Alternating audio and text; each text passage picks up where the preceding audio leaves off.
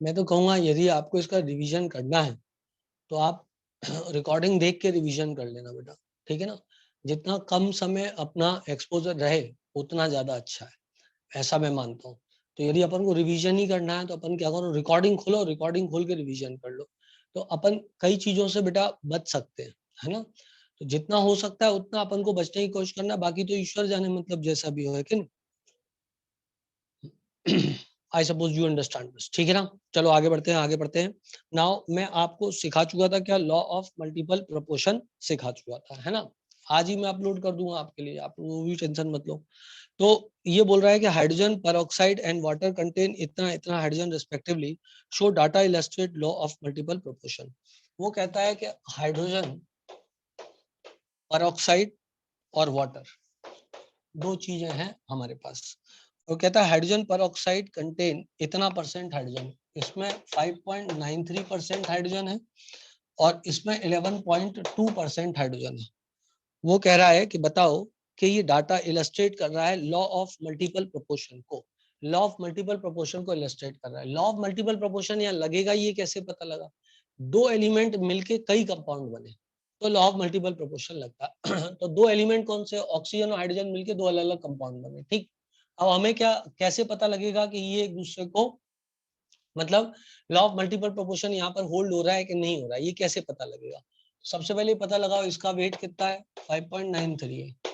तो वाटर का वेट कितना हो जाएगा, सॉरी किसका वेट है, ये हाइड्रोजन का है, तो ऑक्सीजन का वेट कितना हो जाएगा, ऑक्सीजन का वेट हो जाएगा 100 माइनस 5.93 बराबर 94.07 हो गया वेट, ठीक है ना। इसका रेशियो ले लिया जाए तो divided by 5.93 is equal to 15.86 by 1 आ रहा है ratio. This is weight of oxygen upon weight of hydrogen. इधर ले लो बेटा, या फिर यहाँ 5.93 है ना, रुको 5.93 है, यहाँ पे 94.06 है, इधर 11.2 है बेटा वेट। तो बचा हुआ दूसरे का वेट कितना हो जाएगा, this is weight of hydrogen, this is weight of hydrogen and this is weight of oxygen and this is weight of oxygen. So that will be equal to 11.2 minus 100 and that is equals to 88.8। Correct है। एक को किसी को fix कर दो, इसको मान लो अपन fix कर दे, इसको मान लो अपन फिक्स कर दे इसके वेट को। तो उसके लिए फिक्स करने के लिए मेरे को क्या करना पड़ेगा, इसको एक सूटेबल मल्टीजर से डिवाइड कर दो, मल्टीप्लाई कर दो। तो 11.2 divided by 5.93 is equal to 1.88 आ रहा है। मतलब इसको 1.88 से यदि मल्टीप्लाई कर दो पूरे को तो इसका वेट फिक्स हो जाएगा। क्या तुमको चमक रहा है? एक के वेट को किसी को फिक्स करना है तो मैं इसके वेट को फिक्स कर देता हूँ हाइड्रोजन के। इधर 11.2 है तो इसको भी 11.2 बना देता हूँ। इसको 11.2 बनाने के लिए 11.2 डिवाइडेड बाई 5.93 यदि किया जाए तो 1.88 आता है। तो ये हो जाएगा 11.2 is two into 94.07 and that will come out to be 177.67. This is 11.2 is to 88.8। अब ये वाले वेट तो फिक्स है बेटा, इन दोनों का वेट जो है एक सिंपल रेशियो होना चाहिए। तो 177.67 डिवाइडेड बाई 88.8 इसका मैं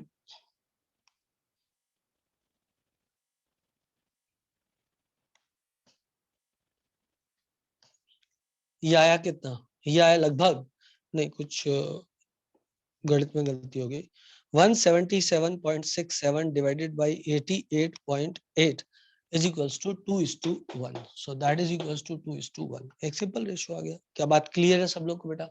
ये इलस्ट्रेशन क्या हो गया, ये इलस्ट्रेट हो गया कि हाँ यहाँ पर फॉलो हो रहा है लॉ ऑफ मल्टीपल प्रपोर्शन। ये क्वेश्चन सबको समझ में आ गया? तो एक और क्वेश्चन करा दो। ये क्वेश्चन सबको क्लियर है बेटा? जल्दी बोलो, आना बोलना पड़ेगा, या तो हाँ बोलो या तो ना बोलो। क्या सबको क्लियर है? कैसे निकाला? एक के वेट को फिक्स कर दिया, फिर जो दूसरे का वेट लगा वो एक दूसरे का सिंपल रेशो था। एक के वेट को फिक्स कर दिया, इधर डब्ल्यू हाइड्रोजन है, डब्ल्यू हाइड्रोजन है, ये 5.93 11.2 है।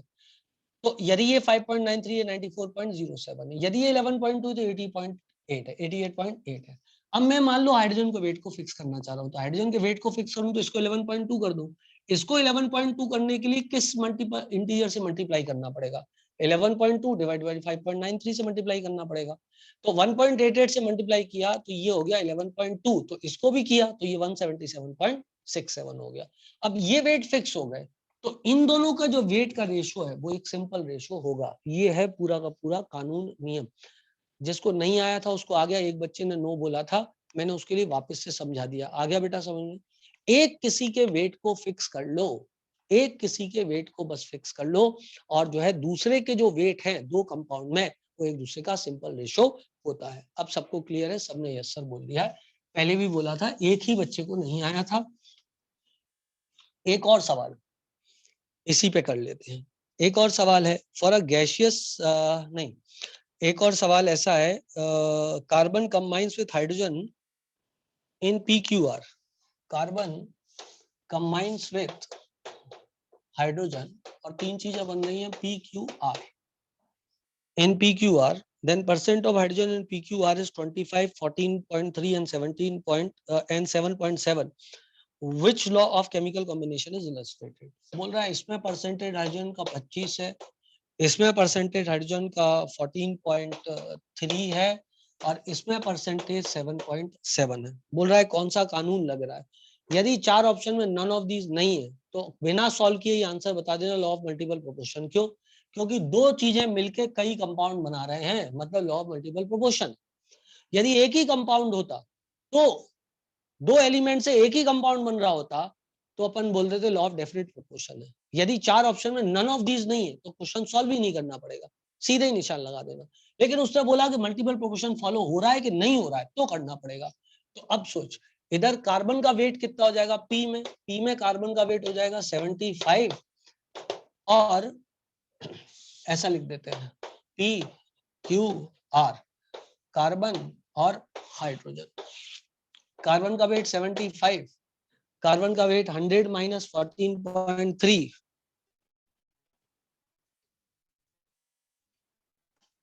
85.7, और 7.7 को माइनस कर दें 92.3. This is 7.7 and this is 14.3 and this is 25. एक किसी को अपन को फिक्स करना है, एक किसी को अपन को फिक्स करना है। किसको फिक्स कर लें? मैं तो कहता हूं इसको फिक्स कर लेते हैं, ये ज्यादा आसान है। इस वाले को, हाइड्रोजन को फिक्स कर लेते हैं।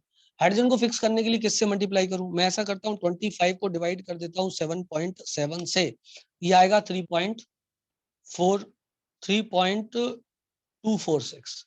तो इसका मतलब इसको 3.246 से इसको फिक्स करना है, फिक्स करना है। फिक्स कैसे करें? सूटेबल नहीं है, फिक्स कैसे होगा यार? अच्छा 25 करना है ना? हाँ हो जाएगा फिक्स, क्यों नहीं हो जाएगा? सबको 25 कर लेते हैं, सबको 25 कर लेते हैं। ये तो 25 है, इसको 25 करने के लिए किससे मल्टीप्लाई करना पड़ेगा? मैथमेटिक्स है बस थोड़ा सा। चलो इसको थोड़ा आसान कर देते हैं यार, ये तो लेकिन आसान कैसे करें? नहीं कर सकते, तो एक्सपेरिमेंटल डाटा है, नहीं कर सकते। बेटा इसको किससे मल्टीप्लाई कर दूं? क्या इसको मैं 25 बाई 14.3 से मल्टीप्लाई कर दूं? तो इसको भी 25 बाई 14.3 से मल्टीप्लाई कर दूंगा। 14.3 से 14.3 मर जाएगा, 25 आ जाएगा। क्या इसको मैं 25 बाई 7.7 से मल्टीप्लाई कर दूं? 7.7, तो इसको भी मल्टीप्लाई करना है 25 बाई 7.7। अब सबके अपन वेट निकाल लें तो इससे आंसर आ जाएगा। बस ये क्या है, मैथमेटिकल जार्गन है और कुछ नहीं इसमें बेटा, बस मैथमेटिक्स है थोड़ा सा, है ना। ये 25 हो गया, ये 25 हो गया, इसको देख लेते हैं। This is 85.7 into 25 divided by 14.3 is equal to 150 के करीब ये आ रहा है, लगभग 150 के करीब आ रहा है। ये हमारा 25, ये हमारा कितना था?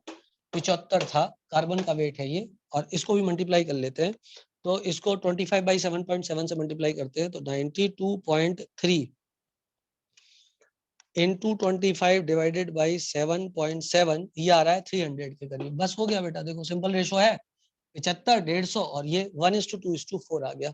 आई होप सो सब बच्चों को सवाल समझ में आ गया क्या बात है। एक के वेट को फिक्स करना है, इसके वेट को 25 कर दो। इसके वेट को 25 करने के लिए क्या करोगे? 25 बाई 14.3 से मल्टीप्लाई करोगे, इसको मारा इसको। लेकिन फिर इसको भी 25 बाई 14.3 से मल्टीप्लाई करना पड़ेगा।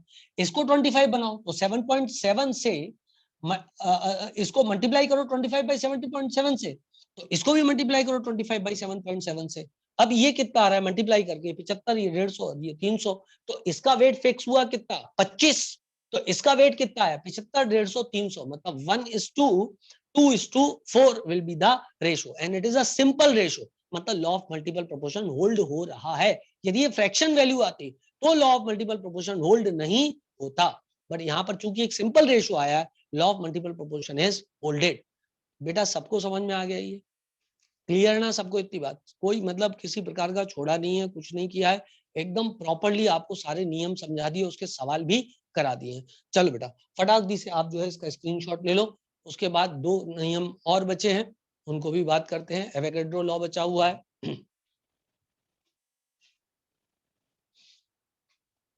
बेटा। अब बताया है Gay Lussac law, law of gaseous volume,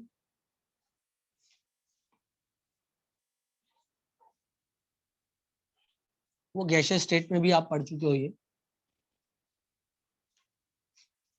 चलो बेटा ये आता है law of gaseous volume, law of gaseous volume, इसका एप्लीकेशन बहुत आता है अलग अलग चैप्टर्स में। केमिकल इक्विलिब्रियम में इस पे अच्छे सवाल पूछे पहले इसमें। लॉ ऑफ गैसियस वॉल्यूम, और इसको बोलते हैं अपन गे-लुसेक law.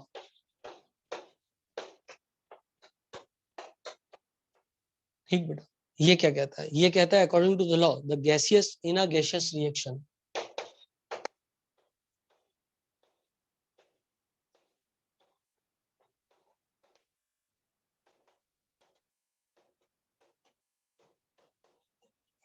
according to the law in a gaseous reaction the reactants are always combined,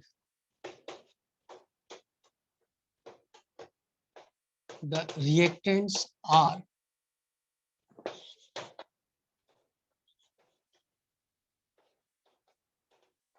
always combined, the reactants are always combined in a simple ratio, in a simple ratio by volume, in a simple ratio by volume and form products,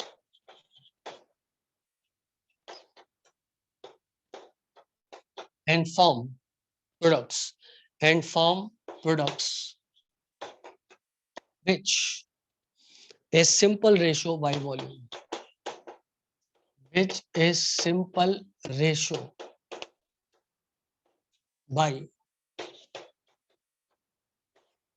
volume at same temperature and pressure, at same temperature and pressure। Clear बेटा। अब ये देखने में तो बहुत मुश्किल भरा लगता है, वैसे बहुत सरल है। जैसे H2 + Cl2 कंबाइन किया, 2 HCl बनाया, अरे इसका मतलब ये 1 मोल इसका, 1 मोल इसका, तो 2 मोल इसके। अब 1 मोल इसका, 1 मोल इसका, तो 2 मोल इसके बने, तो 1 मोल का वॉल्यूम कितना होगा सोचो। यदि तूने मोल इतना लिखा है तो इसका वॉल्यूम कितना होगा याद करो, 1 × 22.41, यदि कंडीशन एसटीपी एनटीपी पे चल रही है, 1 × 22.41 लीटर्स में आएगा ये, और 2 × 22.41 कॉमन है, 22.41 काट दो, तो क्या मैं कह सकता हूँ 1 लीटर ने 1 लीटर से रिएक्ट करके 2 लीटर इसका बनाया।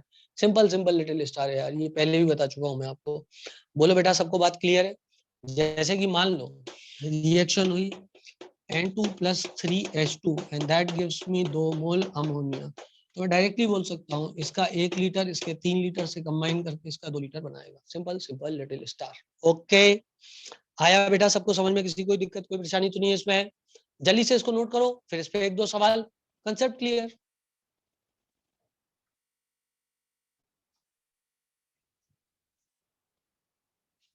डन हो गया बेटा, डन। अब मैं इसको मिटा देता हूँ।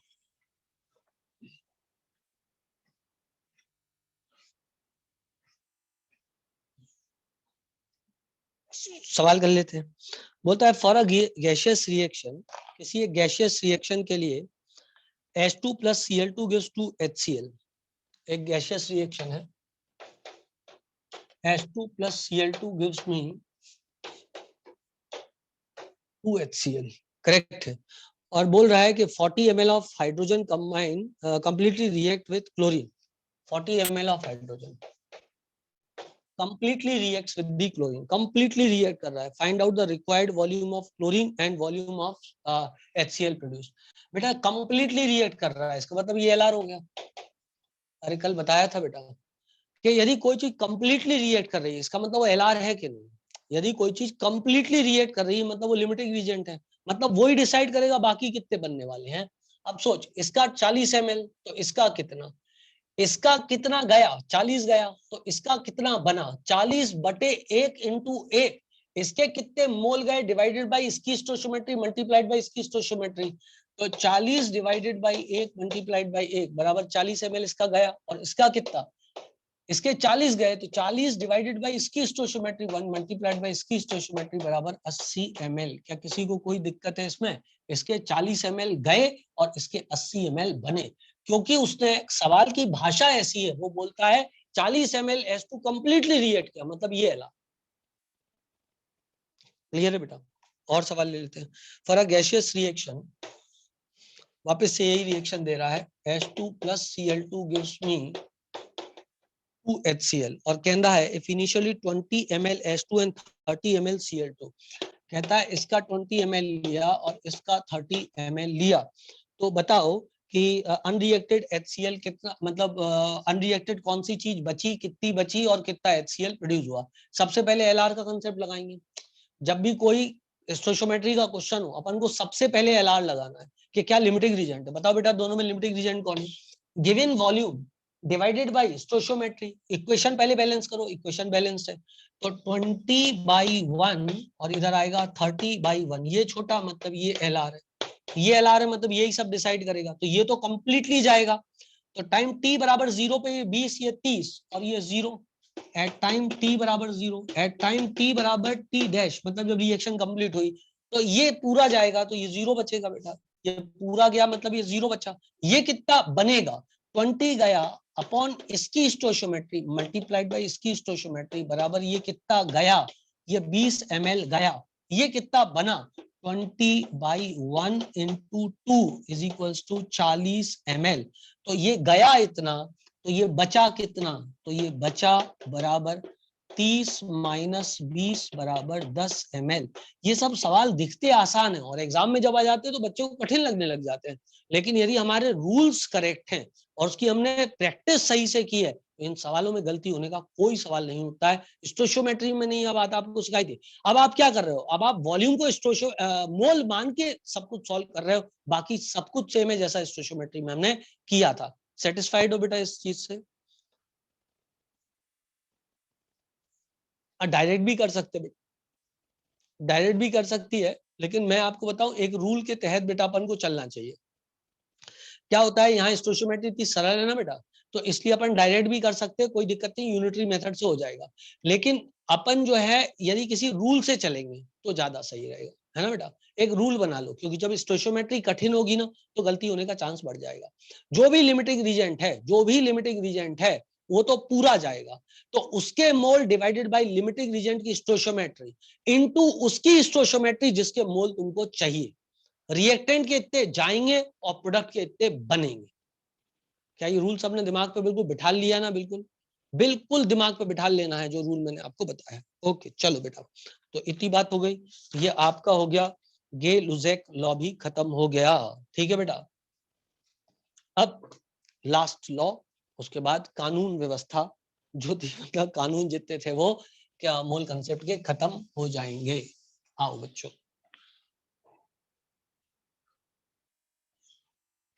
कल भी बहुत सारे सवाल मैंने आपको करवा दिए थे इससे रिलेटेड।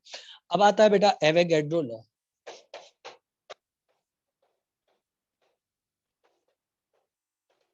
सिंपल सरल है ये कहता है equal volume of all gases contain equal number of molecules. Equal volume of all gases contain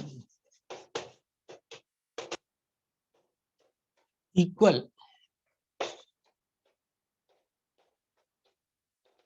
number of molecules. Equal number of, equal volume of gases, हाँ सही है, equal number of molecules at same temperature, at same temperature and pressure conditions, and pressure conditions. ठीक है बेटा, जैसे कि मान लो H2Cl2 के साथ रिएक्ट करके बना रहा है 2HCl, करेक्ट है बेटा। तो अब किसी ने बोला इसका एक volume,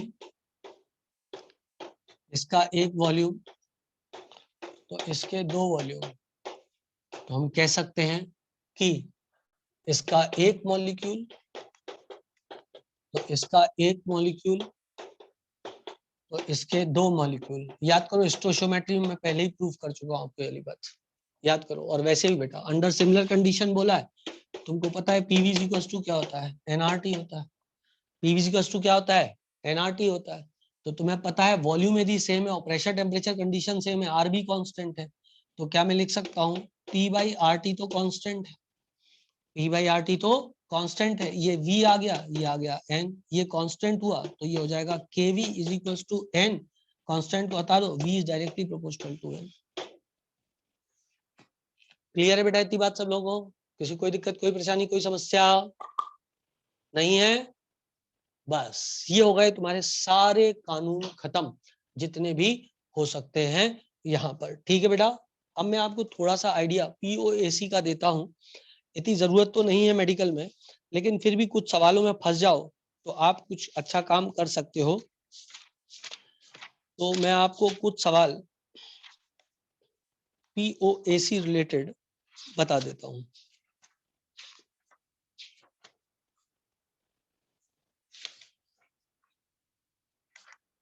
principal of atomic conservation, let me check, उसके सवाल मिल जाए मुझे थोड़े से। देखो बेटा, ये मेथड जो है वो कई बार काफी काम आता है पर्टिकुलर टाइप के सवालों को करने में, या जब बैलेंस इक्वेशन ना हो आपके पास और आपको कोई पता ही ना हो कि इक्वेशन क्या है, तो प्रिंसिपल ऑफ एटॉमिक कंजर्वेशन हमारे बहुत काम आता है। प्रिंसिपल ऑफ एटॉमिक कंजर्वेशन क्या बोलता है, POAC, बहुत ज्यादा डिटेल में नहीं जाना है, मेडिकल में आता ही नहीं है। प्रिंसिपल ऑफ एटॉमिक कंजर्वेशन, ठीक है ना, ये क्या बोलता है कि कोई एटम यदि रिएक्टेंट में से गया है प्रोडक्ट में और कंप्लीटली कंजर्व हुआ है, तो moles of atom in reactant is equals two moles of product, moles of atom in product. यार भाई सुन, मेरी बात को ध्यान से सुनना। एक कंपाउंड है ABXYZ और ये प्रोडक्ट में कन्वर्ट हुआ, और सामने वाले ने बोल दिया कि X was conserved, और सामने वाले ने बोल दिया X was conserved during the reaction, तो हम क्या बोलेंगे, हम बोलेंगे moles of X in reactant is equals to moles of X in product। बोल सकते कि नहीं बोल सकते बेटा? और यहाँ X की जगह में X4 लिख देता हूँ। उसने बोला moles of X were conserved, moles of X were conserved। अरे जल्दी बोलो बेटा। तो यदि उसने ये बोल दिया रिएक्शन में कि during the reaction X was conserved, तो इसका मतलब X was conserved, X was conserved, ठीक है ना। अब इसके लिए कोई अलग अलग टर्म यूज कर सकता है, quantitatively the product was found to be, उतने ही, हाँ, क्वांटिटेटिवली कंजर्व किया गया, ब्ला ब्ला ब्ला, है ना, मास कंजर्व किया, ब्ला ब्ला ब्ला, जो भी बोले, है ना। तो खैर X वाज कंजर्व्ड ऐसा उसने बोला, तो मैं बोल सकता हूँ moles of X in reactant is equal two moles of X in product. बोल सकता हूँ बेटा कि नहीं बोल सकता हूँ? बिल्कुल बोल सकता हूँ, 101% बोल सकता हूँ, कोई दिक्कत नहीं है। और प्रोडक्ट उसने क्या बनाया, मैं प्रोडक्ट भी लिख देता हूँ, मैं प्रोडक्ट लिख देता हूँ YX2Z मान लो प्रोडक्ट है, YX2Z मान लो प्रोडक्ट है। अब तू सोच, इसका मोल यदि A मान लो, if mole of ABX4YZ is equals to A and mole of YX2Z is equals to B, then according to POAC मैंने सपोज किया इसके मोल A है, इसके मोल B है, तो अकॉर्डिंग टू POAC मैं बोल सकता हूँ 4 into A is equal to 2 into B, therefore 2a is equal to b। क्या तुम लोग को मेरी बात समझ में आई है बेटा? हमने सपोज किया इसका मोल, इस पूरे कंपाउंड का मोल 1 है, तो x के मोल कितने होंगे? 4a होंगे। यदि अपन सपोज करें इसका a है और इसका b है मोल, तो क्या x के मोल 4a होंगे? और क्या यहाँ पर x के मोल प्रोडक्ट में 2b होंगे? तो रिलेशनशिप आ जाएगा ना, 4a is equal to 2b। तो इधर आ जाएगा 2a बराबर b। मतलब b के मोल जो हैं वो आधे हैं, b के मोल जो हैं वो कितने हैं? 2 इंटू ए के मोल के दुगने मोल, 2 इंटू ए किया है। समझ में आ गया सब लोग को? क्या सबको बात समझ में आ गई बेटा? This is the basic principle of POAC. मैं एक बढ़िया सा सवाल देख करके आपको करा देता हूँ, उससे आपका पीओएसी का कंसेप्ट मस्त हो जाता है। ठीक है ना? चलो मिटाऊ मैं इसको, बेटा इसको मिटाऊ बच्चों। सर एमएनएस अच्छा मिटाऊ क्या, मिटाऊ क्या, मिटाऊ क्या? ओके बेटा, ये क्योंकि थोड़ा सा अपर लेवल है ना, तो इसलिए कई बार नर्चर में अपन लोग इसको अवॉइड करते हैं, नहीं पढ़ाते हैं। और नीट में थोड़ा सा ये मतलब आता भी नहीं है इतना ज्यादा, लेकिन फिर भी मैं समझता हूँ 2 4 5 क्वेश्चन इसके कर लें तो अच्छा ही है ना? चलो लेट्स डू दैट। तो क्या बात चल रही थी? बात चल रही थी, मैं पीओएसी का एक अच्छा सवाल आपको कराता हूँ। What wait of CO is required,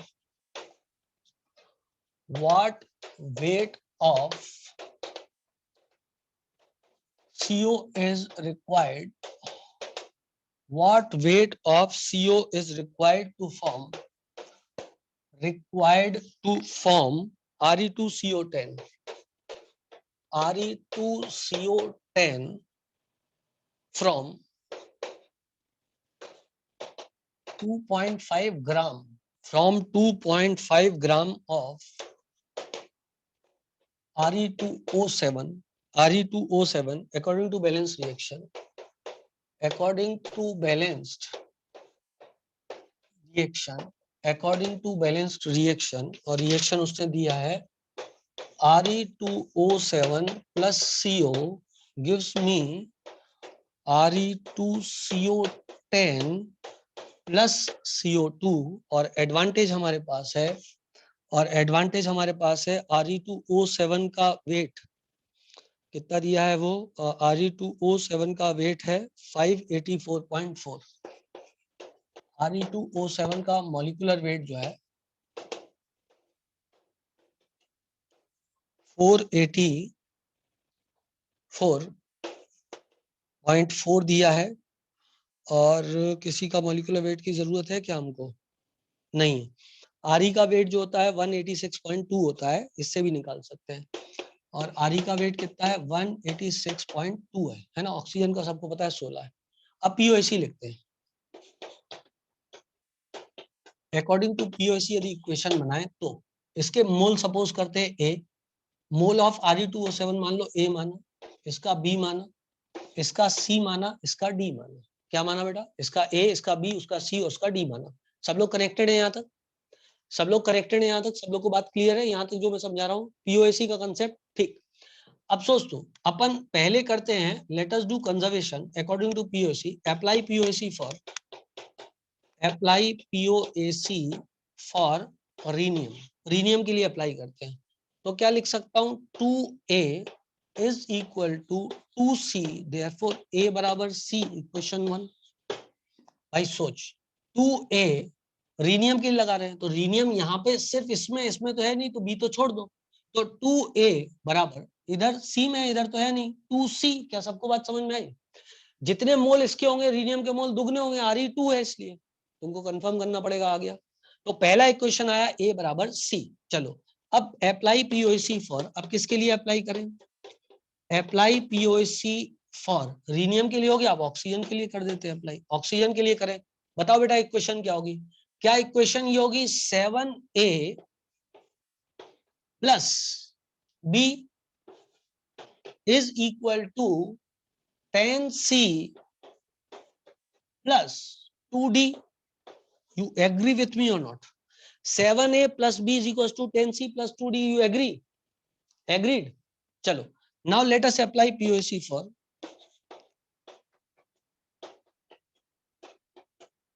अब किसके लिए अप्लाई करें बेटा? कार्बन के लिए, कार्बन के लिए अप्लाई करें। कार्बन के लिए अप्लाई करते हैं, तो क्या लिख सकता हूँ equation B is equals to 10C plus D. B is equals to 10C plus D लिख सकते हैं बेटा? बिल्कुल लिख सकते हैं। मुझे दिया क्या और पूछा क्या है? मुझे दिया है from 2.5 gram of Re2O7 CO कितना लगेगा, मतलब ये दिया और ये पूछा है, मतलब ए के बारे में पता लग सकता है और बी के बारे में पूछा है, तो ए और बी के बारे में संबंध निकालना है, तो मतलब सी और डी को उड़ाना पड़ेगा। 3 इक्वेशन है मेरे पास में, बोलो ना बेटा, क्या हम कुछ कर सकते हैं? कर सकते हैं। ए बराबर सी है, तो मुझे सी को उड़ाना है। सी को उड़ाना है तो इधर उड़ा सकता हूं सी को, तो क्या मैं यहाँ पे लिख सकता हूँ 7A? बोलो बेटा। नहीं नहीं 7A नहीं, 10A लिख सकता हूँ क्या? यहाँ पर 10A लिख सकता हूँ यहाँ पर, जल्दी बोलो बेटा।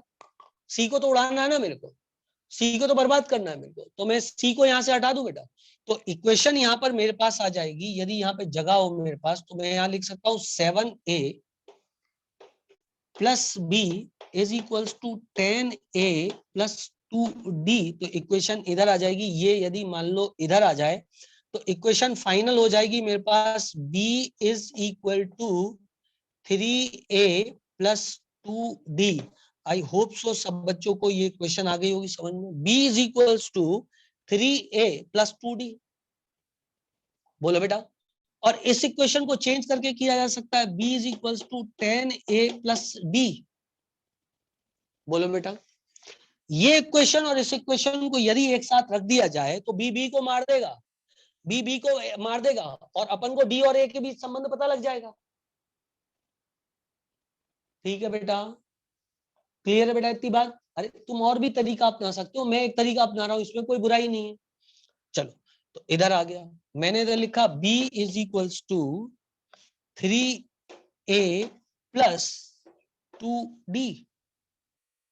तो क्या मैं इनको इधर माइनस कर दूं, माइनस कर दूं, माइनस कर दूं, तो मेरे पास इधर आ जाएगा 7A, बी ने बी को मार देगा, तो ये आ जाएगा मेरे पास 7A माइनस डी, तो इज इक्वल्स टू 0। तो मैं लिख सकता हूं 7A बराबर डी। तो डी की जगह यदि 7A ले आऊं, इधर रिप्लेस कर दूं कहीं में, मेरे को ए है और बी पता लगाना है, तो इक्वेशन पे चलो, किसी इक्वेशन पे चलो जहां पे डी को उड़ा पाए। इस वाली इक्वेशन में ले आऊं क्या? इस वाली इक्वेशन में डी की वैल्यू रख दूं तो बी और ए के बीच संबंध आ जाएगा। सिंपल है बेटा, बिल्कुल सिंपल है। तो मैं लिख सकता हूं B is equal to 7A, इधर रखूंगा 17 है, आ गया बेटा। B इज इक्वल टू 17 है। अब Re2O7 का वेट करने दिया है, तो तेरे पास हो जाएगा 17 इंटू मोल्स ऑफ Re2O7, जो कि होगा 2.5 divided by 484.7 is equals two moles of B, और B का वेट पूछा है, तो weight upon what is weight of this 28 upon 28 कर दो, जो आंसर आ जाए वो करेक्ट आंसर हो जाएगा। आई होप सो तुम लोगों को बात समझ में आ गई है। देखने में बड़ा है सरल। इसी को यदि आप बुक में देखोगे बेटा तो 2 पेज में सोल्यूशन दिया है इसका, 2 पेज में सॉल्व किया है इसको। इतने लंबे क्वेश्चन जेई में आते हैं बस, लेकिन हमें पीओएसी का कंसेप्ट समझ में आ जाए उसके लिए मैंने आपको इस सुंदर सा क्वेश्चन कराया। ये सब इक्वेशंस तुम खुद बना सकते थे कि नहीं बना सकते थे? तुम खुद गोलमोल करके क्या ये वाला वैल्यू ला सकते हो कि नहीं ला सकते हो? ला सकते हो ना। अब बी है मोल ऑफ Re2O7 है, बी है मोल ऑफ CO, और ये मोल ऑफ ए है, दोनों में संबंध आ गया आपके पास। इसका वेट दिया है, इसका मॉलिक्यूलर वेट दिया है, तो वेट अपॉन मॉलिक्यूलर वेट इसके मोल हो गए, तो 17 इंटू ए इसके mole is equal to B के मोल। क्या सरल था बेटा क्वेश्चन? वेट ऑफ सीओ आ सकता था कि नहीं आ सकता था? जल्दी बोलना पड़ेगा यार, आ सकता था कि नहीं आ सकता था? एक दो बार इस क्वेश्चन को देख लेना, पीओएसी एकदम पक्का हो जाएगा। अब मैं आपको बहुत सुंदर क्वेश्चन पीओएसी पे कराता हूँ, लास्ट वाला एक बार बता दो। देख बेटा, इक्वेशंस का गोलमोल तुम खुद कर लोगे कि नहीं कर लोगे, पहले ही बताओ। पहले ये कंफर्म करो, इक्वेशंस का गोलमोल खुद कर लोगे ना, बस तो फिर तो सरल है बेटा। और इक्वेशन का गोलमोल आप 10th क्लास से करते आए है ना। सुनो, b बराबर 17A आया, यही आपकी समस्या है। आप इसका स्क्रीनशॉट ले लो, फिर मैं बता देता हूँ। आप इसका स्क्रीनशॉट ले लो एक बार।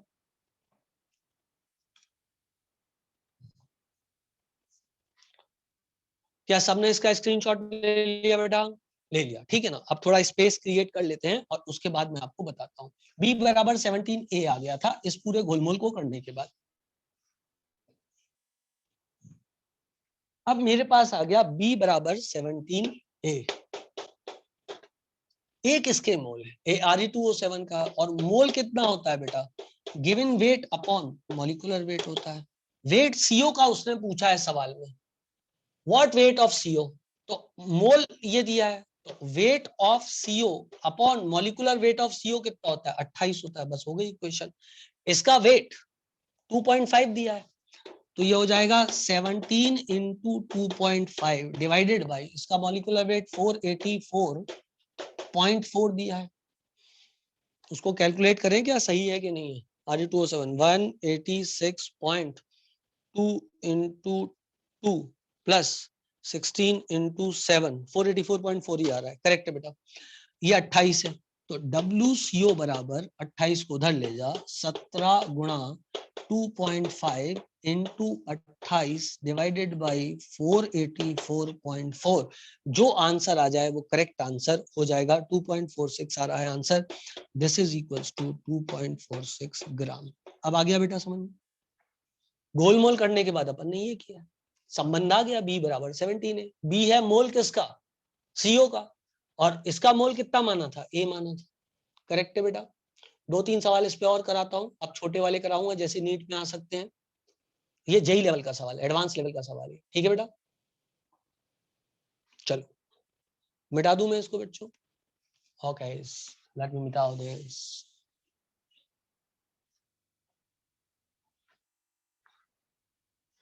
इसका एप्लीकेशन कैसे होता है? जब कुछ समझ में ना आ रहा हो तब इसके सवाल जो है अपन को बहुत मदद करते हैं। POC कंसेप्ट देख बेटा, मैं तेरे को बताता हूँ कितना बढ़िया है। वो कहता है P4 की रिएक्शन O2 के साथ कराई गई और दो चीजें बनी, P4O6 बना और P4O10 बना। ठीक है ना। वो कहता है कि 31 ग्राम लिया गया था ये और 32 ग्राम लिया गया था ये। ठीक है ना। और वो पूछता है कि बताओ इसका वेट कितना होगा, इसका वेट कितना होगा।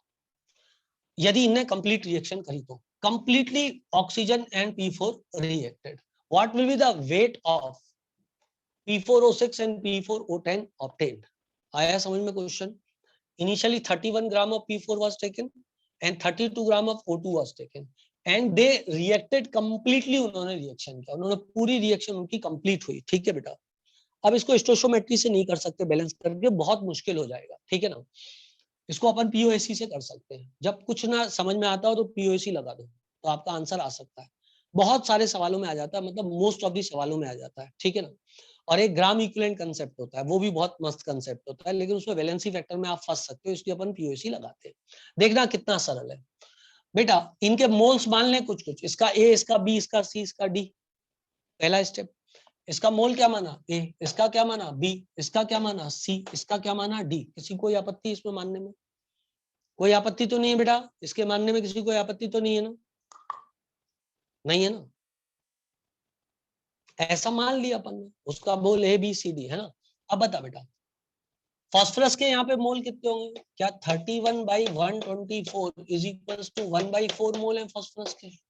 और ऑक्सीजन के कितने हैं? 32/32 बराबर 1 मोल है ऑक्सीजन का। मतलब ए की वैल्यू 1/4 है बेटा। मोल्स ऑफ ए 1/4 है और मोल्स ऑफ बी कितना है? 1 मोल है। उसके मोल्स पूछे तुमसे, वेट वेट निकालते रहेंगे, पहले मोल निकाल लें। वेट तो निकल जाएगा, मोल तो निकाल लें पहले। अब लगाते हैं POC, अप्लाई POC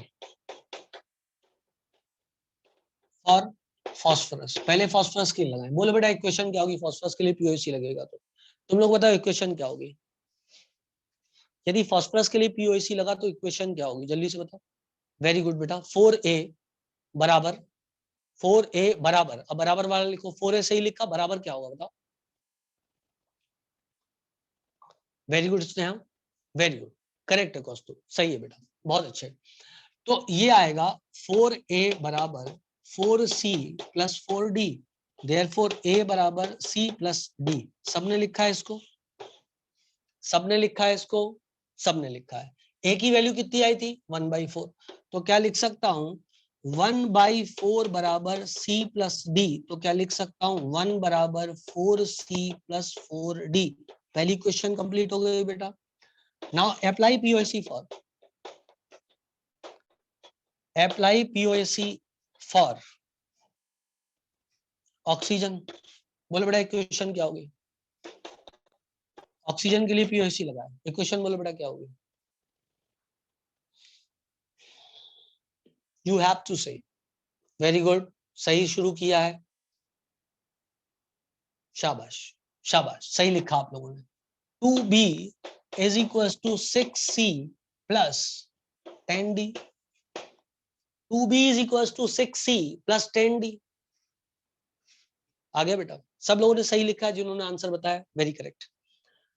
अब B की वैल्यू कितनी है तुम्हारे पास? 1 है, तो क्या इक्वेशन आ जाएगी 2 बराबर 6C प्लस 10D। अब तो हो गया बेटा, C और D आपको निकालना है, क्या निकल जाएगा? दो इक्वेशन दो वेरिएबल, आंसर आ जाएगा कि नहीं आ जाएगा? पहली इक्वेशन 1 बराबर 4C प्लस 4D, इधर लिखता हूं पहले 1 बराबर 4C प्लस 4D, और दूसरी इक्वेशन 2 बराबर 6C प्लस 10D। ऊपर वाले को 2.5 से मल्टीप्लाई कर दूं तो ये 10 हो जाएगा, तो चलो इसको 2.5 से मल्टीप्लाई कर देते हैं, तो ये हो जाएगा 2.5 is equals to 10C plus 10D, और इसको ऐसे ही रखते हैं 2 बराबर 6C प्लस 10D। चलो भाई, माइनस माइनस माइनस 10 ने मारा, ये इधर आ गया, ये 0.5 आ गया, और ये 4C आ गया। C बराबर 1/8 बेटा, C बराबर 1/8 आ गया, C का मोल 1/8। अब क्या निकालना है तुमको? D निकालना है, तो निकल जाएगा D के नहीं निकल जाएगा? इधर से निकल जाएगा, C प्लस D बराबर 1/4, तो 1/4 बराबर C प्लस D, ये कितना है? 1/8 है, तो दूसरा भी हो जाएगा 1/8, तो D बराबर कितना आ जाएगा? 1/8 आ जाएगा। मैं लिखूंगा 1/4 is equal to 1/8 plus D बराबर भी आ गया 1/8। दोनों का मोल रेशियो क्या है? 1:1 है। अरे बोलो आया कि नहीं आया? इनका मोल है 1/8 और मोल रेशियो क्या है? 1:1 है। 2.5 कहां से आया? अरे स्नेहा क्या कर रही है बेटा, तेरे को इतना गणित नहीं पता क्या?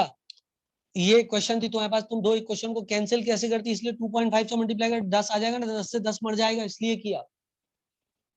मैथमेटिक्स समझ गई ना बात को? चलो करो झटापट फटाफट।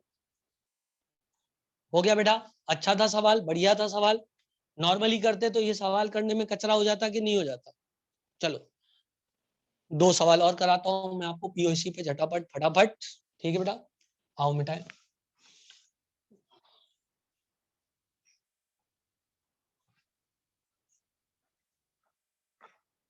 देखो इसके बाद देखें तो एक सवाल ऐसा था जिसमें कि था XeF6 जो है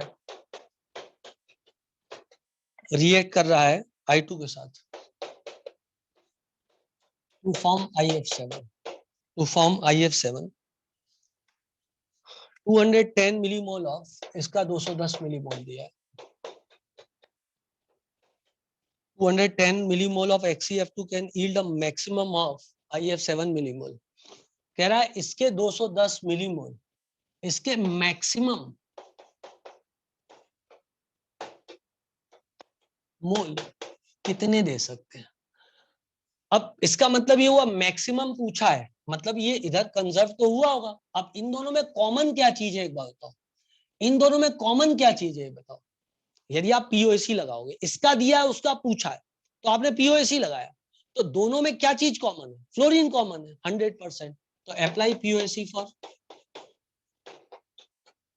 बेटा इसका दिया है और इसका पूछा है, ये तब तक नहीं पूछ सकता मैक्सिमम इसका जब तक कि फ्लोरीन कंजर्व ना हुआ हो प्रोडक्ट में।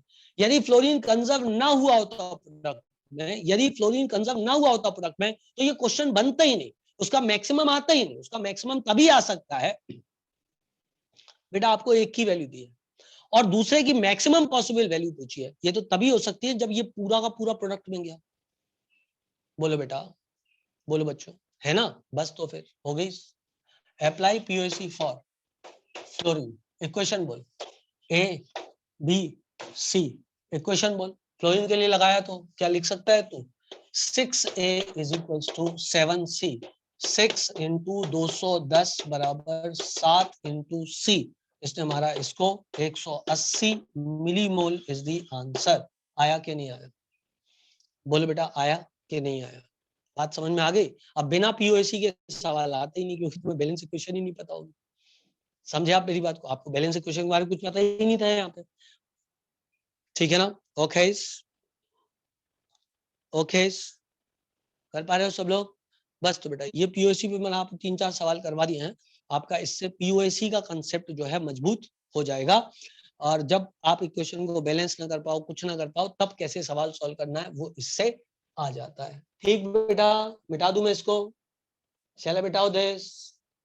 ओके, अब बेटा एक ग्राम इक्विवेलेंस जो टॉपिक है ना, वो अभी थोड़ा सा हुआ है, थोड़ा सा बचा भी है, क्योंकि जब आप रिडॉक्स पढ़ोगे ना, जब रिडॉक्स पढ़ोगे तब ग्राम इक्विवेलेंस के बारे में हम बहुत सारी बातें करेंगे। जब आप रिडॉक्स चैप्टर पढ़ोगे तब ग्राम इक्विवेलेंस के बारे में हम बहुत सारी बातें करने वाले हैं, समझ रहे बात को? लेकिन तब तक नहीं जब तक रिडॉक्स आप चैप्टर को नहीं पढ़ लेते हो, ठीक है बेटा?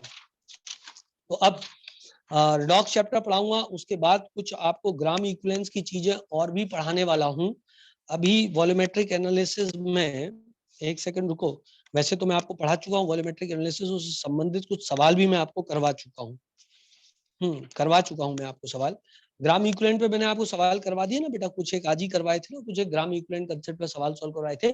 अब रिडॉक्स चैप्टर पढ़ाने के बाद फिर से मैं रिविजिट करूंगा ग्राम इक्विवेलेंट कंसेप्ट को, ठीक है ना बेटा? तो अब अपन रिडॉक्स चालू करेंगे, इसके बाद कल चालू करते हैं अपन रिडॉक्स, है ना? कल अपन ऐसा करते हैं, रिडॉक्स चैप्टर चालू करते हैं और रिडॉक्स चैप्टर को फिर खत्म करके उसके सवालों को भी कर लेंगे, ठीक है बेटा? तो अब आज के लिए विराम लेते हैं। Tata bye bye, see you. स्वस्थ रहें, मस्त रहें और पूरे टॉपिक को रिवाइज कर लेना, आज मैं रिकॉर्डिंग डाल दूंगा, ठीक है बेटा? Bye bye.